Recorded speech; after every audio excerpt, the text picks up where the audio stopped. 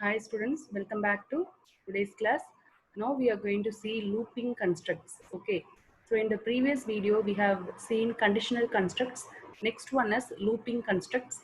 So in order to repeat some kind of statements, certain statements repeatedly, same task is going to be repeated until that condition becomes false. Okay, so that kind of statement only is known as looping statements that we have discussed in the Python starting lesson.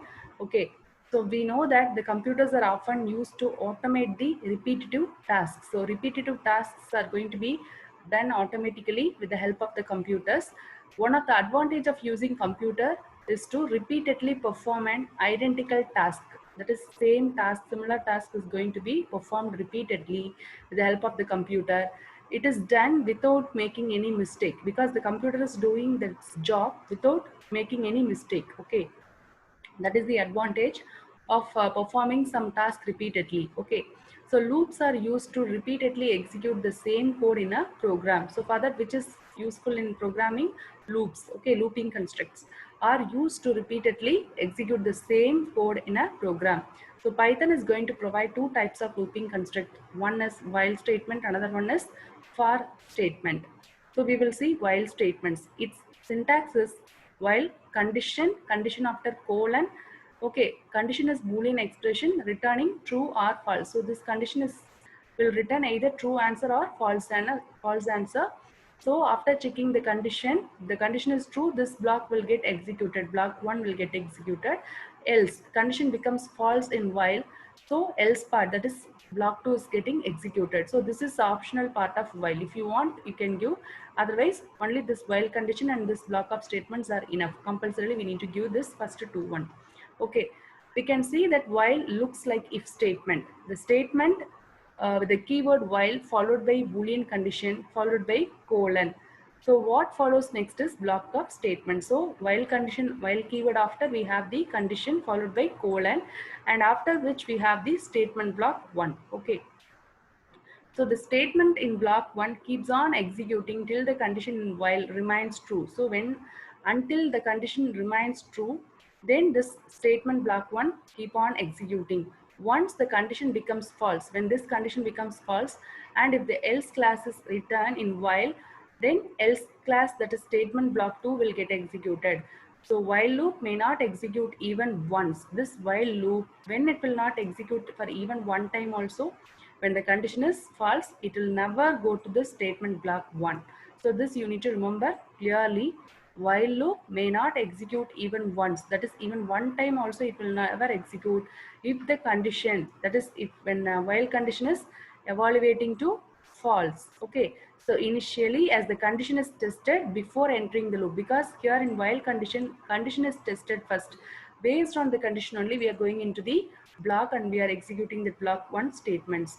So that's why when while loop is not execute when it is not executed even once, okay, if the condition evaluates to false, it will never execute even once as the condition is tested before entering the loop. Okay, and now we will see the example for this looping statement, that is using while statement to print the numbers from 1 to 10. Okay, so first we need to initialize the variable.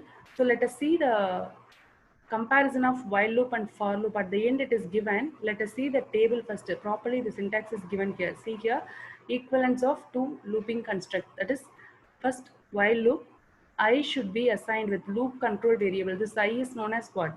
Not only I, any variable name you can use. Okay, so this variable name is known as whatever variable we are using inside the looping constructs, like while loop or for loop, then that variable becomes looping control variable. So so here I is called as loop control variable. It is assigned with initial value, that is starting value we need to assign. Then only that value is going to be checked with that limit. Okay, so maximum which number we need to process, so that limit will be given inside the while condition. This condition when it is become true, then the statements are getting executed. Then we need to increase the I value. Okay, I plus is equal to step. That means if step value is 1, so 1 is should be given, 1 should be given here. If step value is 2, 2 should be given. So that is why it is given as step. Okay, step means step value, whether one value we need to increase or two 2 times we need to increase, or 3 times, like that we need to give the step value here. Next we will have the for loop, that is for I in range. I is loop variable. This is the format. This format you need to remember clearly for both while and for loop. For I in range, initial value inside the parenthesis, this is the range is the function name. This we have studied in functions topic, no, built-in functions, no. So range is one of the built-in function, so which will be having a parenthesis inside. Initial value is not required. Even if you are not giving, it will be taken as 0. Okay, even step value also, if you are not assigning, it will be considered as +1. And this limit alone we need to give compulsorily. So which two values are optional here in the range function? Initial value and step value alone optional. So initial value, if you are not assigning, it will be considered by this for loop control variable I as 0. When the step value is not provided, it will be automatically considered by this range function as what? 1 plus 1. Okay. So limit value, that is maximum 10 numbers or 15 numbers or 50, like that we need to mention the limit, maximum limit. Then everything is correct, then statement will get executed. If condition is true, then statement S will get executed. So now let us move on to the example part of this uh, for looping, that is while looping construct. Okay. So we need to print numbers 1 to 10. So for that we need to assign initial value for this I. I is assigned with 1 because we need to start from which number? 1. So that only we are assigning that loop control variable as 1 initially. So 1 is less than or equal to 10. This is limit. Okay, so this is maximum limit 10. Okay, so while I less than or equal to 10, okay, up to 10 it should go. So that's why we have given equal to here. Less than and should be equal to also. And condition after colon. Print I comma. Comma is used to print all the numbers, that is resultant values in the same line. So in order to display the values in the same line with one small space gap, we need to give this comma after this I. Okay, then I should get incremented. So I can be written as I plus is equal to 1 or I is equal to I plus 1, because we need to print number from 1 to 10 now. So 1 after what? After printing 1, 1 should be incremented with 1 now. So 2, I will become 2. So now condition is checked here. Okay, 2 is less than or equal to 10. Condition is true, so 2 will get printed. Then I will become 3. So if you are not giving this I value is equal to I plus 1, so what will happen? This loop will become infinite loop. This we have studied in the previous chapters now. The difference between infinite loop and finite loop. Yes, no, this will become infinite loop, or which loop? Otherwise it is called as endless loop. Endless. There is no end for that infinite loop. That's why it is called as endless loop. Okay. You can almost read the statement like English sentence. So we are able to read this I is equal to 1 while I less than or equal to 10.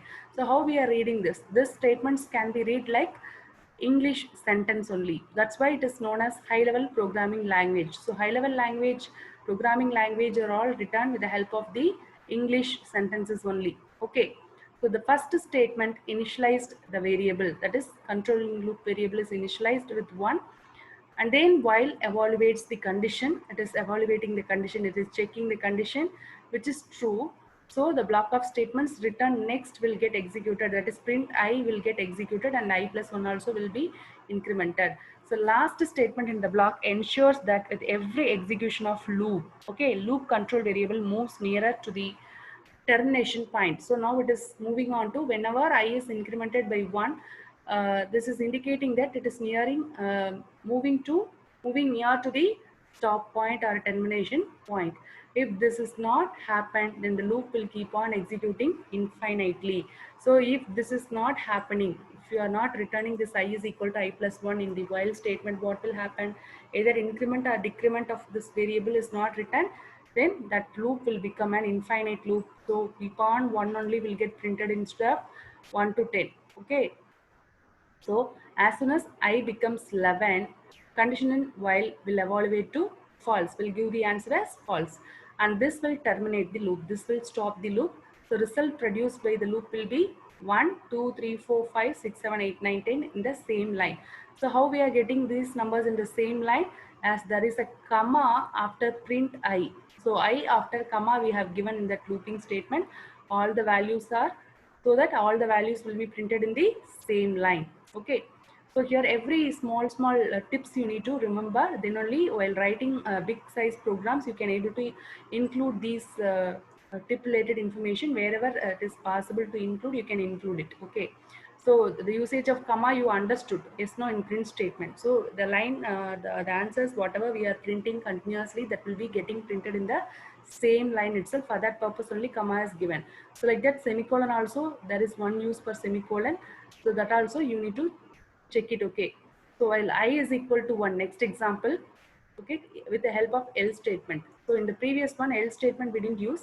Here simply for understanding purpose we have used else statement here. The same code only, the else part we have given print. So and print coming out of loop. That means when I becomes 11, this print and print coming out of loop will get executed. So what is the function of this simple print alone?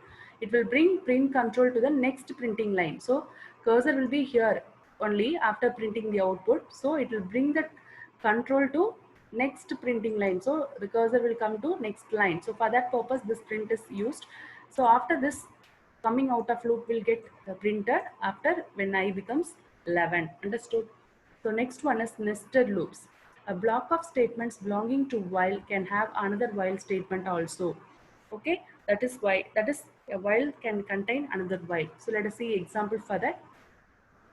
I is equal to 1, I less than or equal to 3. So it should go from 1 to 3. I will be varying from 1, 2 and 3. Now j is assigned with another variable, because two whiles when we are using control variable name we need to change. So we should not use the same control variable for another while also. Okay, in that you need to be very clear. Okay, so j should be 1, another variable should be j. So j is equal to 1 while j less than or equal to I. Okay, so now 1 is less than or equal to 1. Okay, print j. So 1 is getting printed. Now j will become 2. So next 2 is less than or equal to I. It is checking. Okay, 2 is less than or equal to I. No, it is not correct. Okay. So now I will get incremented. So it will be printed like 1 and then 1, 2 and then 1, 2, 3. Like that it will get printed when we are executing this program. Next we are going to see for statement. Okay. So what is the syntax of for statement? We have already seen for I or any target list variable in expression list. Okay, in expression list is what? Range of, for I in range of, okay. So the range value you need to give, and then statement block 1 will get executed, else. The condition is false means it will go to else part, block 2 will get executed. This is optional block only. Okay. Next example we will see for this 1 to 10 for using for loop. For I in range of 1, 11, 1. So here 1 is indicating start value and 11 is indicating stop value. So we need to stop up to stop -1 it will go. Okay, whenever we are giving stop value, that value should be greater than the limit what we are having in the program. Okay, in the question. In the question, how up to which limit it is given, no, above that one number you need to add it with that. Okay, so 1 comma stop value will be 11 and then increment value will be, step value will be what? 1. So +1 is going to be added. So we are printing I. So 1, next to 2, then next to 3, then next to 4, next to 5, like that it will go on in the for loop. Okay, inside the for loop we no need to increment the variable, because here if it sees the step value automatically it will get added. Okay, 1 will be added after executing this print I. So when it reaches to 11, what will happen? It will be stopping the program. Okay, so we'll understand this, the flow of execution of the statement. The statement introduced the function range. This function range function is used here. The syntax of range function is what? Start value, stop value, and then this is step value. So here the step and start both are optional here, but in this program step is optional. Start value we need to give, because the starting value should be 1 and the ending value should be 10. So step value, even if you are not giving, it will be automatically +1 only will get added with the variable, looping control variable. So range function generates a list of values starting from start till stop -1. So starting from start and up to stop -1, this it will generate the list of values. Step if given is added to the value generated to get the next value in the list. So if we want to get the next list of values, step value is going to be added for every iteration. You have already learnt about it in the built-in functions. So about range function, you have studied under built-in functions. Let's move back to the for statement.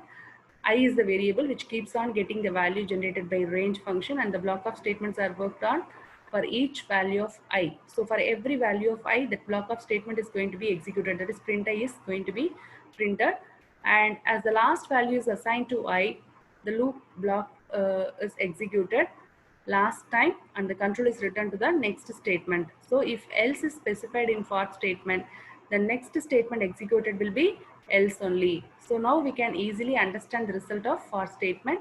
So range generates a list from 1 to 10, as the step mentioned is 1, because plus 1, so that it is starting from 1, then next value will be 2, then next value will be 3, like that it is moving on, keep on moving. So I keeps on getting a value at a time, which is then printed on the screen. Okay, so apart from range function, that is loop control variable I can take the values from string also. See, let us now see one example related to string.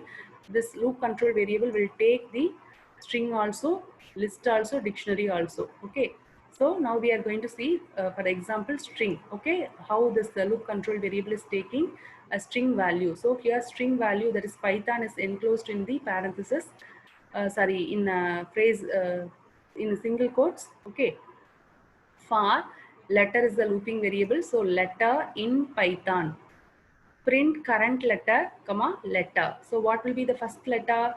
P. P will get executed. Then next letter will be Y. Next letter will be T. So like that it will keep on increasing by plus 1. So one letter, then next one letter will get moved. So first start from 0th index. So 0th index is indicated by the letter P. Okay, and in the first index letter Y is indicated. So in the first index we have the value Y, and in the second index we have the value T. So like that it will keep on moving, because here stop value we know that up to that n it will move on. Okay, so the single quotes are used to indicate what? Start of the string and stop of the string. So stop value, this letter loop variable will be knowing the stop value, that is n only. Okay, up to n it will move on, and start value will be 0th index, and step value will be automatically plus 1 only.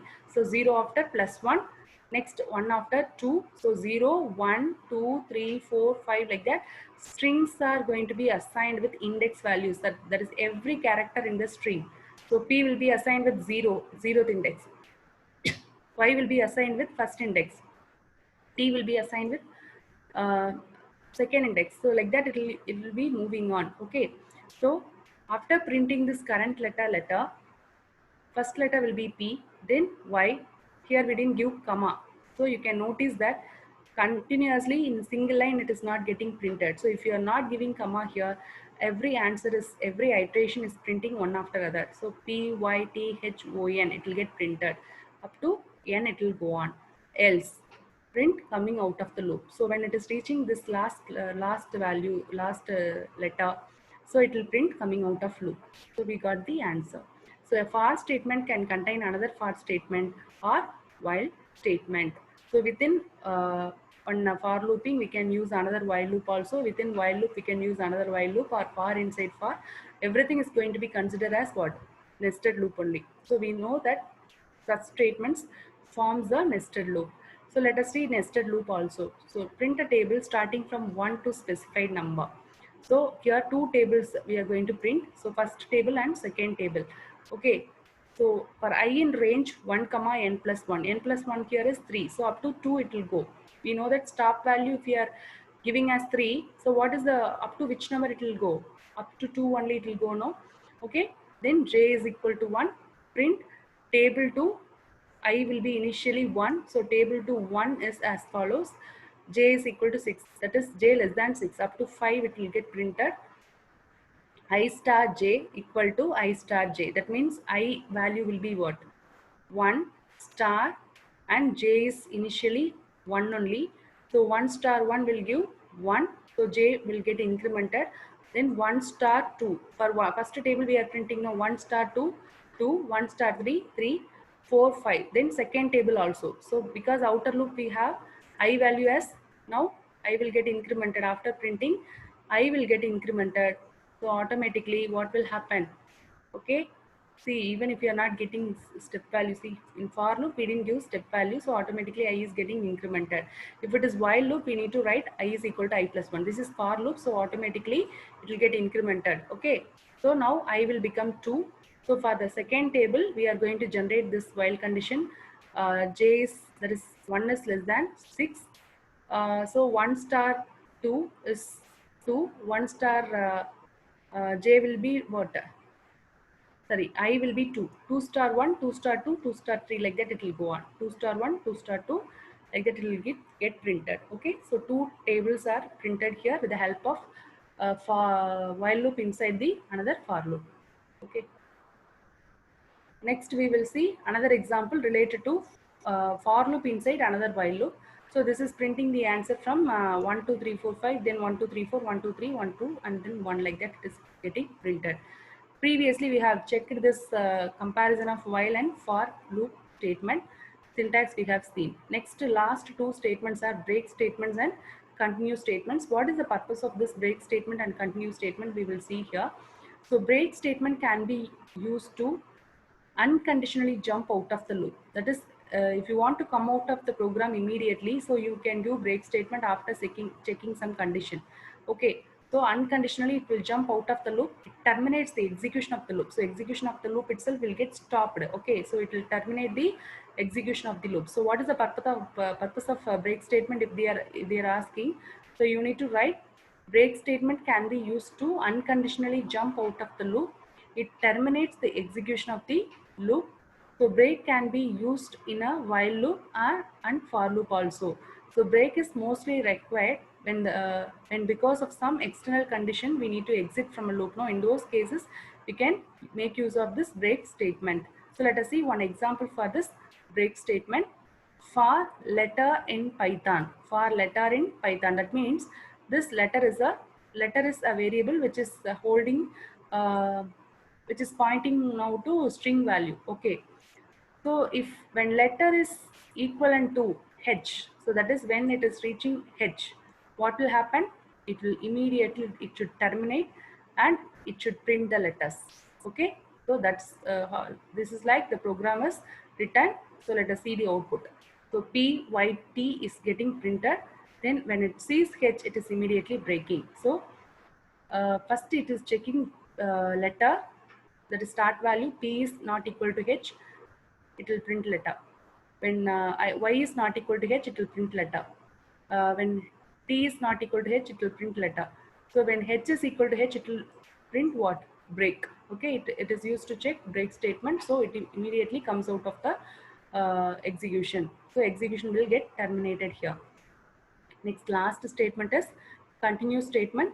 This statement is used to tell Python to skip the rest of the statements of the current loop block and to move to the next iteration of the loop. So currently which condition is checked, that will be skipped out.